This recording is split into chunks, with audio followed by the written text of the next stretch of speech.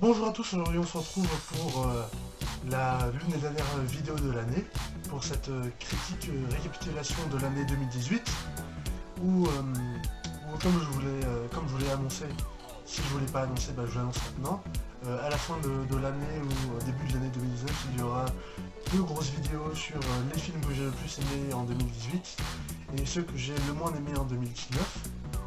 Et entre temps, cette vidéo c'est un récapitulatif où tous les films que je n'ai mis ni dans une liste ni dans l'autre, et ben, sont dans cette liste, donc sont dans cette vidéo.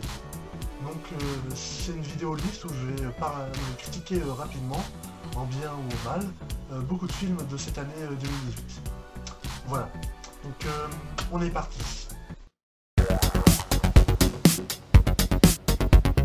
Alors L'Empereur de Paris, c'est un film français réalisé par Jean-François Richet, qui avait aussi réalisé entre autres Mesrine, avec aussi Vincent Cassel.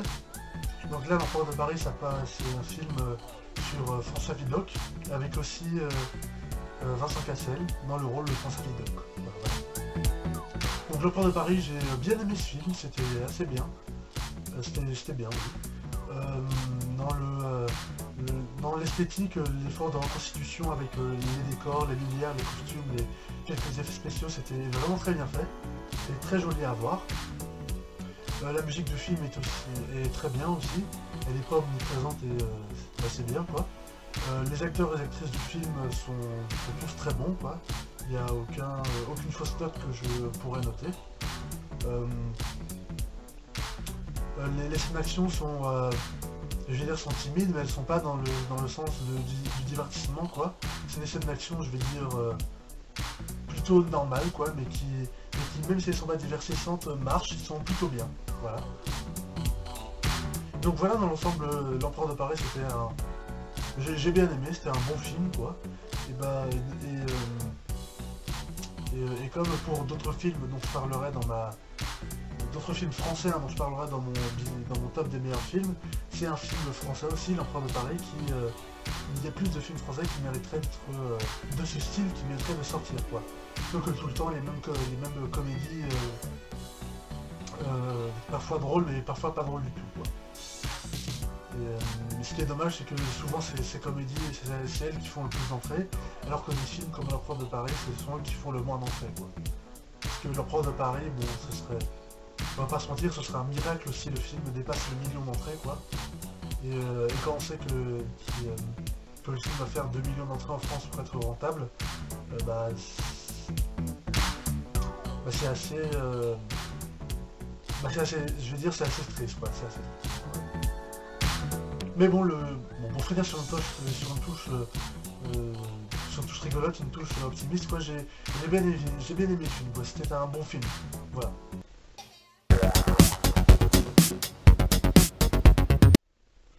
Bumblebee, c'était bien, quoi. C'était bien. C'était un bon film. J'ai bien aimé. Je préfère les Transformers de Michael Bay, sauf le 5, mais c'était un Bumblebee, j'ai bien aimé. C'était un bon spin-off. Meilleur que Rogue One en tout cas. Ouais, c'était bien, c'était pas mal.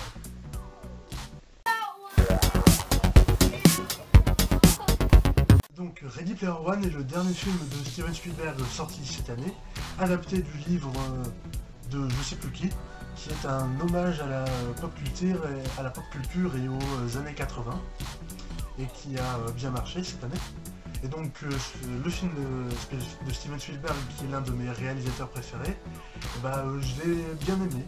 J'ai bien aimé ce film, j'ai trouvé bien quoi. Qu'est-ce que j'ai bien comment dire ça, j'ai bien aimé. Je pense qu'il n'y a pas de gros défauts dans le film. Si le seul truc qui m'a un petit peu gêné, c'est le fait que les deux personnages asiatiques, Daito et Sho, dans le film soient un petit peu en sous-développement, sont en sous-traité. Mais à part ça, le film est très bon. Hein, j'aime la musique d'Alan Silvestri est vraiment très bien. Parce que dans ce film, c'est pas John Williams qui fait la musique, c'est Alan Silvestri. Et donc j'ai bien aimé, d'ailleurs lui-même se fait un petit peu hommage en reprenant des thèmes de films qu'il a composés dans les années 80, notamment Retour vers le futur. Et ben donc je trouve le film bien fait, hein, les effets spéciaux sont top, je trouve que par rapport à la pop culture et aux références, je trouve que c'est juste ce qu'il faut, voilà, il n'y en a ni trop peu ni trop assez. La course poursuite au début du film, je l'adore, je la trouve très bien. Les trois épreuves en général aussi, je trouve qu'elles sont bien faites, hein. Surtout celle avec Shining qui est vraiment bien fait, hein. On se croirait, quand ils arrivent dedans, on se croirait vraiment dans le film, dans les premières images. C'est vraiment bluffant, hein, ce serait vraiment cru dedans. Par ça, je trouve le film très bien, hein. J'ai trouvé tellement très bien que je suis allé le voir, je suis allé le revoir au cinéma. Je suis allé d'abord le voir une première fois, puis une deuxième fois en 3D, puisque voilà, il fallait que je le voie en 3D. Et la 3D, ça va, ça passe, c'est pas trop mal. Et donc, par ça, je trouvais que c'était un très bon film, quoi, un bon film qui rattrape bien le beau gros géant de 2016 qui m'avait un petit peu déçu. Donc voilà, c'était une bonne remontada, quoi. Voilà.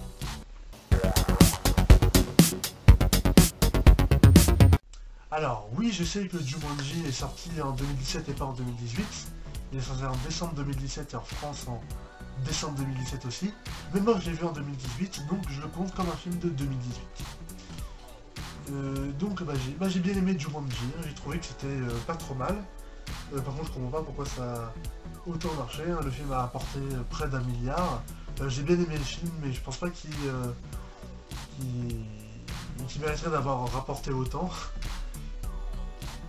Mais je le trouve assez bien, je le trouve déjà très drôle, je le trouve vraiment hilarant le film, c'est vraiment super drôle, toutes les vannes qui s'envoient, c'est vraiment bien fait.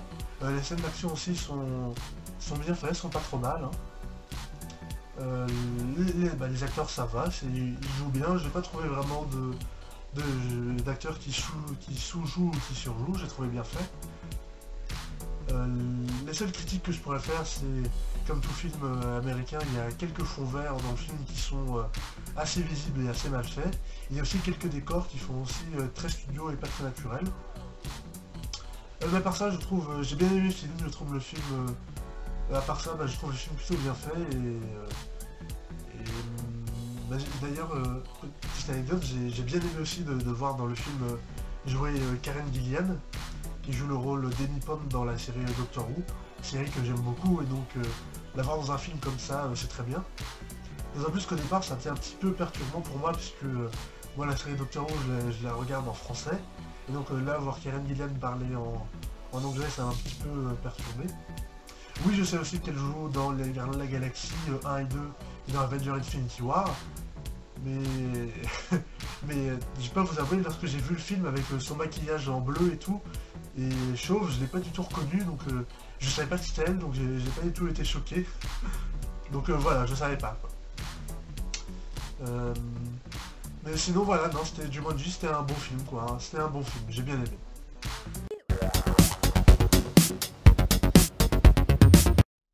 Upgrade, c'est un film de science-fiction à concept, un petit peu comme Time Out, mais pas du tout comme Time Out. Donc un film de science-fiction à concept qui raconte l'histoire d'un homme qui se retrouve paralysé et à qui on implante dans la moelle épinière une puce intelligente appelée STEM qui peut le refaire marcher. Donc j'ai trouvé ce film très bon, je l'ai bien aimé. Au niveau du casting, je trouve que ça va. Les combats dans le film sont bien faits, assez dynamiques, hein, notamment au niveau de figer la caméra pendant que le personnage bouge, comme vous avez pu le voir dans la bonne annonce.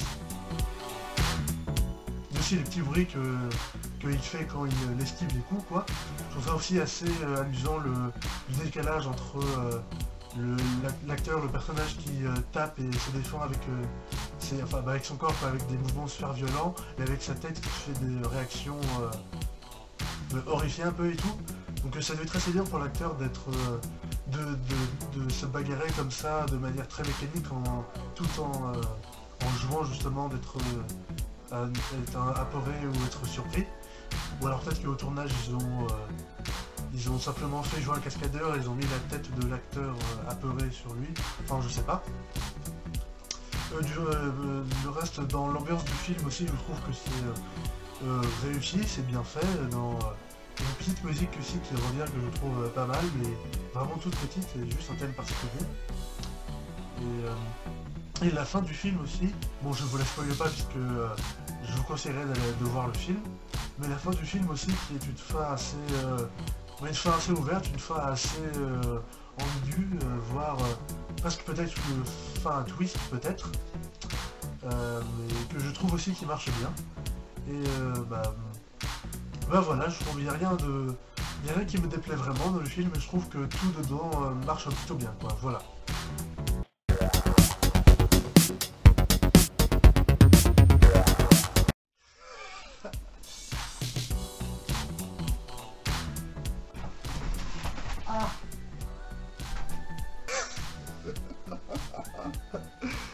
Ah. Ah. Oh, j'ai attendu ce voici. Ah. C'était pas bien. C'était pas bien du tout. En plus, j'en attendais pas grand chose de Casse-Noisette et les 4 royaumes. En fait, au départ, si le film m'a intéressé, c'était pour surtout ses visuels. Hein. Comme on nous montrait dans la bande-annonce, il y avait le pays des flocons, le pays des fleurs, le pays des friandises, et je trouvais que ça avait vachement de poigne, quoi. Ça avait l'air super joli. Et donc, je me disais, ah, ça va être super en grand écran. Et bah, au cinéma, les seules choses qu'on voit de ces 3 royaumes, que je trouvais très beaux, bah, c'est exactement la même chose que dans la bande-annonce, quoi. C'est-à-dire les images de la bande-annonce, c'est exactement celle du film. C'est tout ce qu'on voit de ces 3 royaumes-là, quoi. On voit rien de plus. Bon, après le reste, ouais, c'est un petit peu joli avec quand il est dans son monde, le château où ils vont pour fêter Noël, le château de la fée à la forêt. Oui, c'est un petit peu joli, mais moi c'était ces 3 royaumes en particulier que je voulais voir. Ça avait l'air très beau, quoi. Puis aussi le film, il n'est pas tourné en format standard, il n'est pas filmé en panoramique, ils ont filmé en réduit, quoi, donc du coup bah ça réduit le champ et ça réduit le grandiose que les décors pouvaient avoir, et à part ça bah à part ça j'ai pas du tout aimé Casse-Noisette et les 4 royaumes, c'était pas bien, voilà, c'était pas bien. Bon allez, on passe rapidement au film suivant, quoi. Allez, on enchaîne.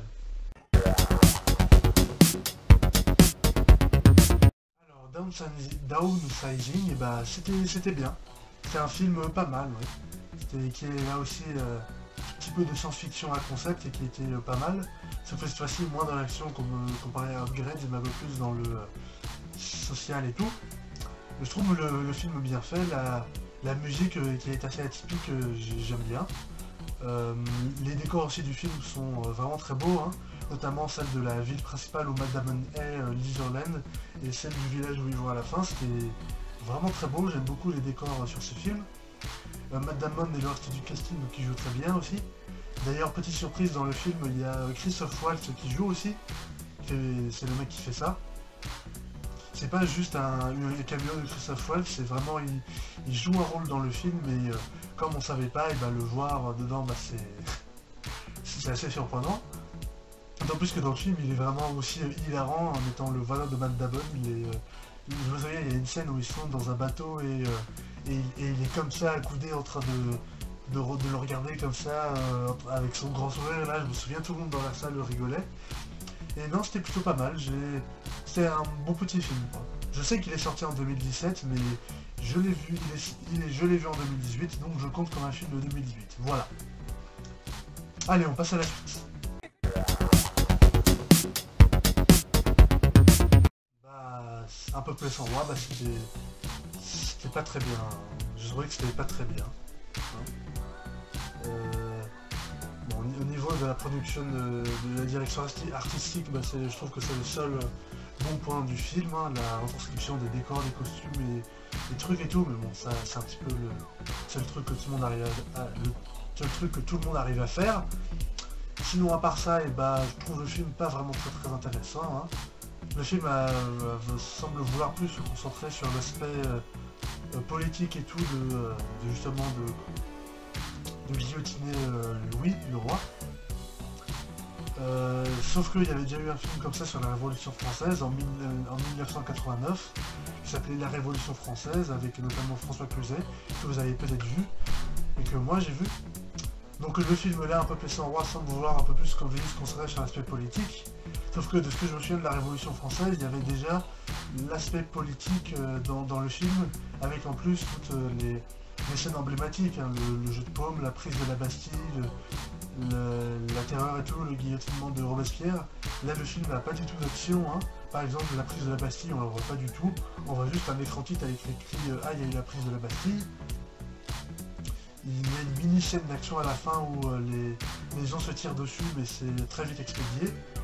Et même je trouve que l'histoire parallèle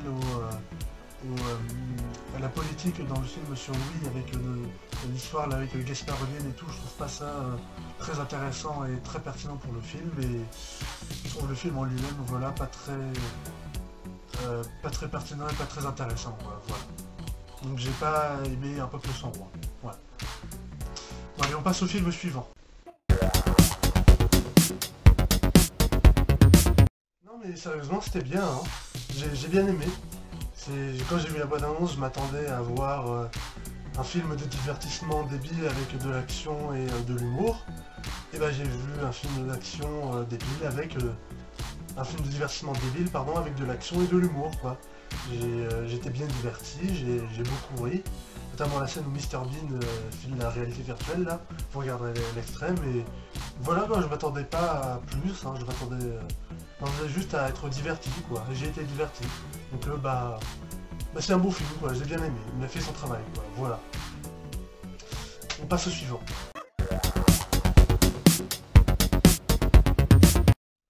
Alors Avengers Infinity War était un bon film Marvel, hein.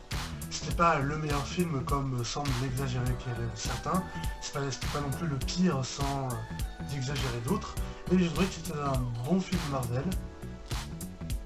C'est pas non plus le meilleur Avenger des trois. Je pense que le meilleur Avenger des trois c'est le premier. Et personnellement je pense que le meilleur Avenger de tous c'est...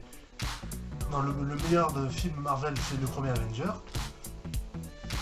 Mais Infinity War je trouvais que c'était bien, c'était pas mal. Ça me réconciliait un peu avec les films de super-héros et les films Marvel. Puisque l'année dernière en 2017...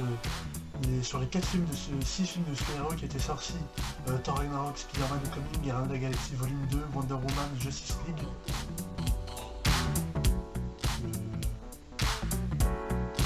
Bon, ça fait 5. Sur les 5 films de super-héros sortis, j'en avais détesté 4, et j'en avais aimé qu'un seul, Wonder Woman. Et tous les autres, je les avais pas du tout aimés.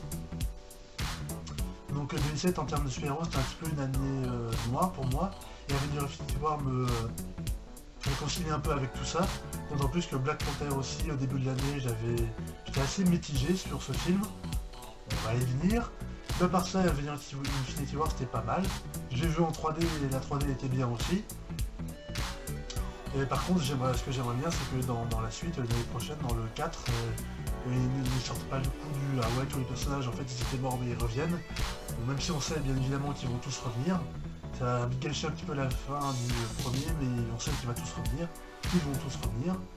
Ce que j'aimerais bien aussi, par contre, à défaut de savoir qu'ils vont tous revenir, sauf Heimdall, Loki et Vision, c'est que dans la bonne annonce d'Avenger 4, on n'utilise pas le retour genre de Spider-Man ou de Nick Fury ou de Black Panther, ou enfin tous les personnages qui ont disparu dans le premier. J'espère qu'on n'utilisera pas ça directement dans la bonne annonce, parce que ça va nous gâcher un petit peu tout ça.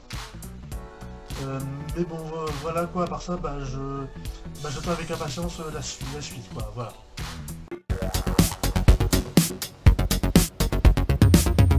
Alors comme je l'ai dit sur Black Panther, je suis un peu mitigé dessus. J'ai pas trouvé le film nul, j'ai pas détesté le film, j'ai trouvé ça pas mal, mais je vais pas non plus trouvé aussi très transcendant, très bien quoi. Je trouve que les scènes d'action du film marchent très bien, plutôt bien. La scène en Corée où la baston à la fin dans le champ. D'ailleurs je trouve aussi que les effets spéciaux marchent très bien, notamment dans la scène de bataille dans le champ à la fin du film. J'ai pas du tout remarqué qu'il y avait des fonds bleus et des fonds verts derrière, donc ça marchait plutôt bien. Tous les acteurs sont très bien, j'adore la musique du film qui est vraiment très bien, mais je trouve le film un petit peu assez prévisible et assez déjà vu aussi, même s'il est assez bien. Mais je le trouve assez répétitif et peu inventif, quoi. Je m'attendais à mieux, mais c'était pas mauvais, quoi. C'était pas mauvais, mais on va dire ça, on va dire que j'ai bien aimé, mais c'était pas si mal que ça, Black Panther, mais je m'attendais à mieux quand même, quoi. Voilà.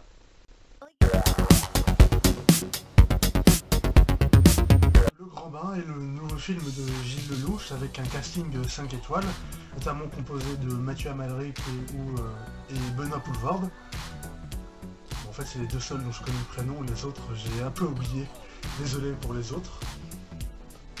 Mais donc Le Grand Bain qui raconte l'histoire d'une équipe de natation synchronisée masculine qui part au championnat du monde de natation synchronisée masculine en Suède.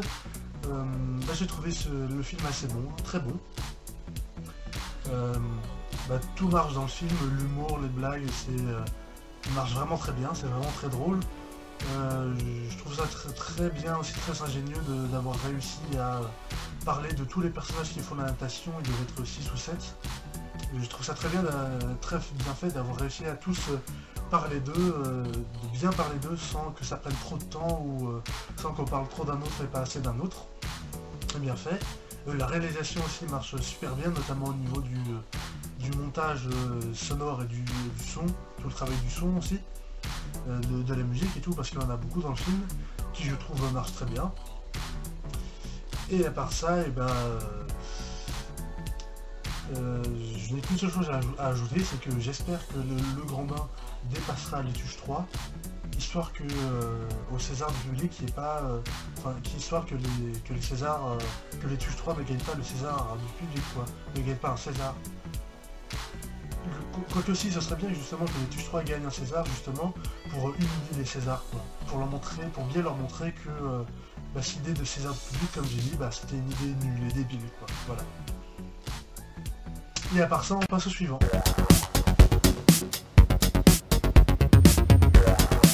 Le poste de Quentin Dupieux, j'ai pas aimé. C'est le premier film de Quentin Dupieux que je vois au cinéma, et le premier film de Quentin Dupieux que je vois tout court, et je n'ai pas aimé ça. En fait, Au Poste, c'est un petit peu l'inverse du Grand Bain. C'est que je n'ai pas trouvé Au Poste très drôle. Je n'ai pas trouvé drôle du tout. La mise en scène ne fait presque rien d'intéressant, sauf à la fin. Mais en fait, les 3/4 du film, ça tourne autour de la déposition de l'accusé, du présumé, du suspect, et de la vérification de son alibi. Donc qu'on l'a vu sortir et rentrer cette fois de sa maison. Je trouve pas ça très intéressant, quoi. Je veux dire, pendant les 3/4 du film, ça se déroule que sur ça, pour au final n'aboutir à rien du tout. N'aboutir à rien, quoi, et je trouve aussi que le film se termine un petit peu en queue de poisson, quoi, avec cette fin sur le théâtre, puis tout le monde va déjeuner, puis on croit que c'est faux, puis je trouve que ça se termine un petit peu n'importe comment, un petit peu en queue de poisson, et que je trouvais que ça ne raconte pas vraiment grand chose, et je n'ai pas trouvé ça très intéressant.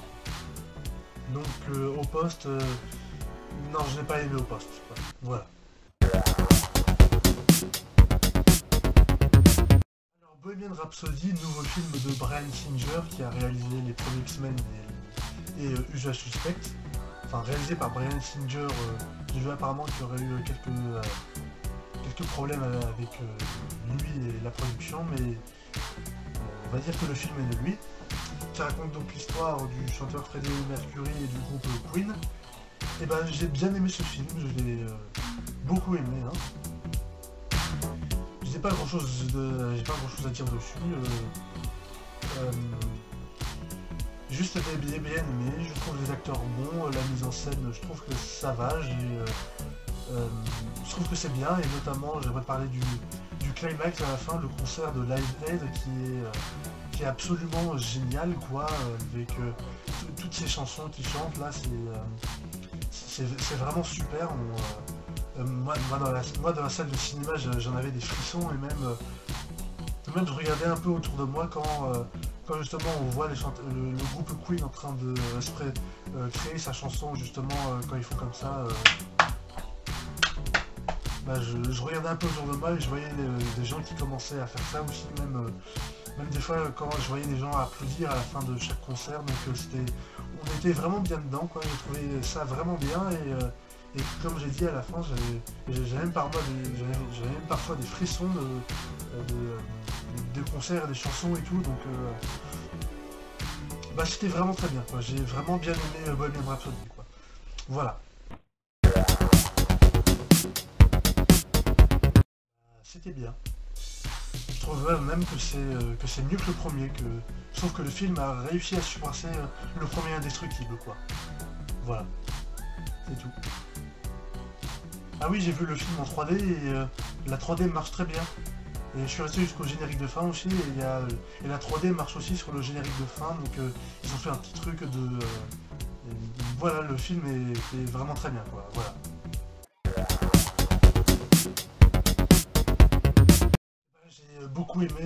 J'ai beaucoup aimé Jurassic World Fallen Kingdom.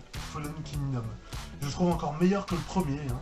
Le premier qui ne faisait un petit peu que reprendre le postulat du deuxième, enfin du premier Jurassic Park, donc c'est-à-dire le parc où où il y a un gros problème et il finit par y avoir plein de morts. Le 2 reprend un petit peu le postulat du monde perdu, donc des humains dans l'univers des dinosaures, mais cette fois-ci avec quelque chose en plus, de la mise en scène. Voilà. Parce que cette fois-ci, Jurassic World Fallen Kingdom est réalisé par un vrai réalisateur, hein, Juan Antonio Bayona, qui je crois qu'il est espagnol. Donc la mise en scène dans le film est vraiment très bien faite, hein, pratiquement tout autour de l'horreur et du suspense, quoi, le côté un petit peu thriller qu'il y avait dans le premier Jurassic Park, qu'il n'y avait pas vraiment dans le premier Jurassic World. Il y avait quelques scènes, mais là, dans ce film-là, Fallen Kingdom, c'est bien mieux fait, notamment avec les éclairs au début, tout le truc justement de lumière et d'obscurité, hein, de la lave aussi à un moment qui est bien fait. La scène aussi où ils sont dans la cage du T-Rex, ils doivent lui prélever du sang, c'était bien fait, il y avait des bonnes scènes de tension dans le film qui étaient vraiment bien faites et qui donc je trouve que le film est supérieur, je trouve que le 2 est supérieur au premier. Et vu ce que le film vend à la fin, et ben, je suis vraiment impatient pour la suite dans 3 ans, quoi.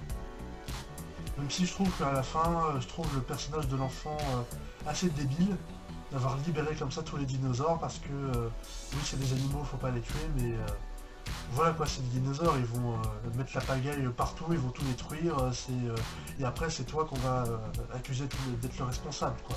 Parce que ce sera ta faute, quoi. Donc faut réfléchir un petit peu dans la vie, quoi. Faut penser au bien de tous, pas juste au bien de 10 personnes, quoi. Voilà. Mais bon, Jurassic World, c'était très bon, c'était un bon film, quoi. J'ai bien aimé. Meilleur que le premier, en tout cas. Voilà.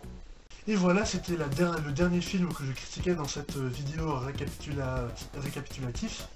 Bien évidemment, ça ne concerne que les films que j'ai vus cette année, et des films dont j'ai bien voulu parler, parce que j'en ai vu beaucoup d'autres de films, mais dont je n'ai pas parlé. Si ça vous a plu, merci d'avoir regardé jusqu'au bout déjà. N'hésitez pas à mettre un pouce en l'air si ça vous a plu. Mettez des commentaires aussi pour me dire ce que vous en avez pensé, ce que vous pensez des films que j'ai critiqués, votre avis dessus, ou votre avis sur d'autres films que je n'ai pas critiqués, que je n'aurais pas vu. Partagez également cette vidéo sur les réseaux sociaux, et abonnez-vous à ma chaîne YouTube pour ne rien manquer de mes prochaines vidéos. Salut!